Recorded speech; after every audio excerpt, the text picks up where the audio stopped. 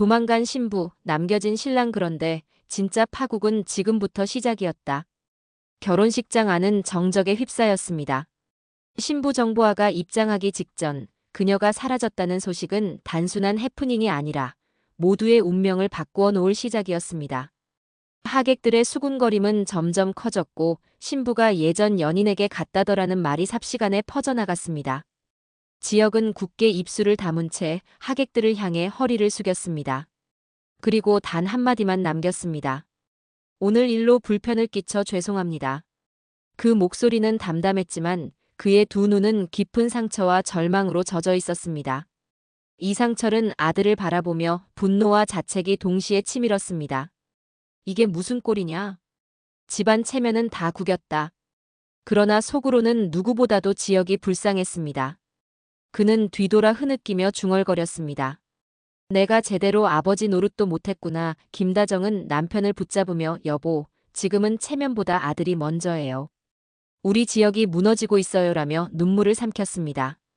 결혼식의 파국 이후 지역은 홀로 숨어들었습니다. 연락을 끊은 채 술과 잠으로만 시간을 버티던 그는 스스로도 무너져가고 있음을 느끼고 있었습니다.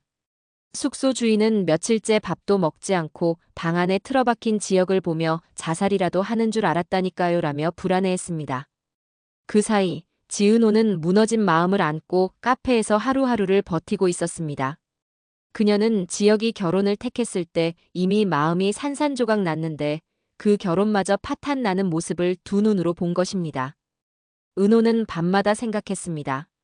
나는 그저 짝사랑에 불과했지만 저 사람은 왜 그토록 쉽게 결혼을 선택했을까? 그녀의 눈에는 슬픔과 동시에 알 수 없는 분노가 어려 있었습니다. 박성재는 결혼식장의 파국을 지켜본 뒤 지역을 찾아갔습니다.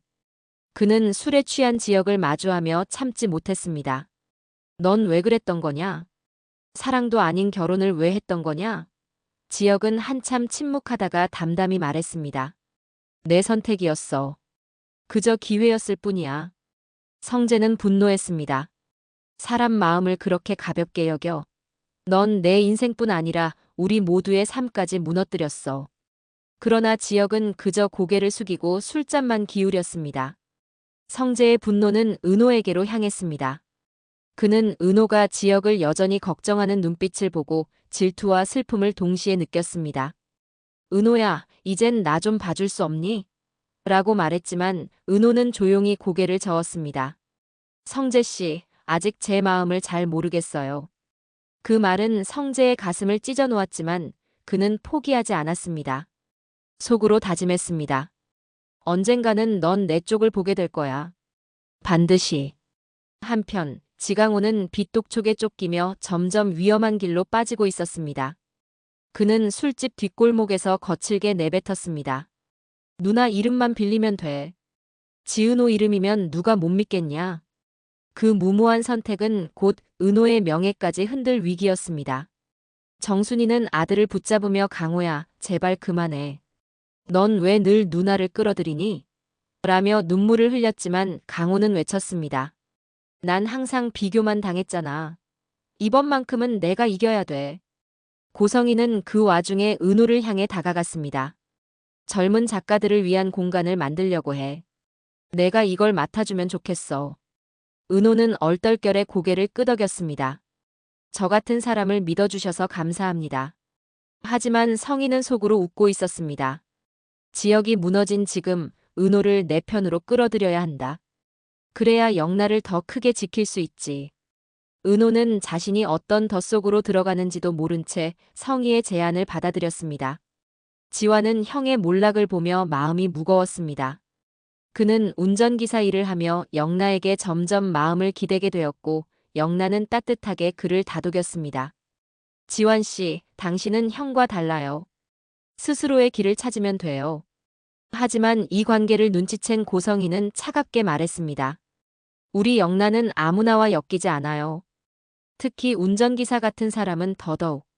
그 말은 지환의 자존심을 찢어놓았고 그는 점점 극단적인 생각에 휘말렸습니다. 지역은 집으로 돌아왔습니다. 싸늘한 분위기 속에서 이상철은 아무 말도 하지 않았습니다. 그러나 조옥래가 손을 잡으며 속삭였습니다. 지혁아, 인생이 길어 보여도 결국 사랑 없이 버틸 순 없다. 내가 진짜 원하는 게 무엇인지 이제는 알아야 하지 않겠니? 그 말은 지혁의 가슴 깊숙이 파고들었습니다. 그는 아무 대답도 못했지만 마음속 어딘가가 무너지고 있음을 느꼈습니다. 그날 밤 성재는 충격적인 소식을 들었습니다. 정보아의 아버지가 운영하는 하늘건설이 심각한 부채 위기에 빠져 있다는 사실이었죠. 결국 이 결혼은 거래였던 거야. 성재는 이를 확인하자마자 지혁을 찾아갔습니다. 넌 결국 이용당한 거다. 사랑도 아닌 결혼이 결국은 망해가는 회사를 위한 수단이었던 거잖아. 지혁은 잠시 눈을 감고 조용히 말했습니다. 알고 있었어. 그래도 그게 내 길이라고 믿고 싶었어. 성재는 분노했습니다. 넌 사랑하는 사람한테조차 진심을 숨기면서 결국 이렇게 된 거냐? 은호는 지혁의 흔들리는 마음을 알지 못한 채 성재와 점점 가까워졌습니다. 그러나 마음속 깊은 곳에서는 여전히 지혁의 이름을 불렀습니다. 그녀는 성희의 프로젝트를 준비하면서도 밤마다 중얼거렸습니다. 선배, 왜 그렇게까지 했던 거예요? 도대체 왜? 그때 지강호가 저지른 빚 문제가 폭발 직전이었습니다. 은호의 이름이 불법 서류에 올라가고 채권자들이 카페까지 찾아오는 날이 다가오고 있었습니다. 이 일은 은호를 무너뜨릴 뿐 아니라 지혁과 성재, 그리고 두 집안 전체를 위기로 몰아넣을 시한폭탄이었습니다. 그리고 마지막 장면. 지혁은 술에 취해 홀로 중얼거렸습니다. 내가 정말 원하는 게 뭐였을까? 사랑이었을까? 아니면 그저 도망칠 구실이었을까? 그의 눈가에 맺힌 눈물이 떨어졌습니다. 하지만 그는 여전히 은호에게 전화를 걸 용기를 내지 못했습니다. 그 순간 은호는 카페에서 홀로 속삭였습니다. 선배, 저한테 오세요. 아직 늦지 않았어요. 시청자들은 묻게 됩니다. 과연 지혁은 은호에게 돌아올 수 있을까? 아니면 지강호의 빚과 고성희의 계략 속에서 다시 무너지고 말까? 영상이 재미있었다면 구독과 좋아요 부탁드립니다. 그럼 다음 시간에 다시 뵙겠습니다. 감사합니다.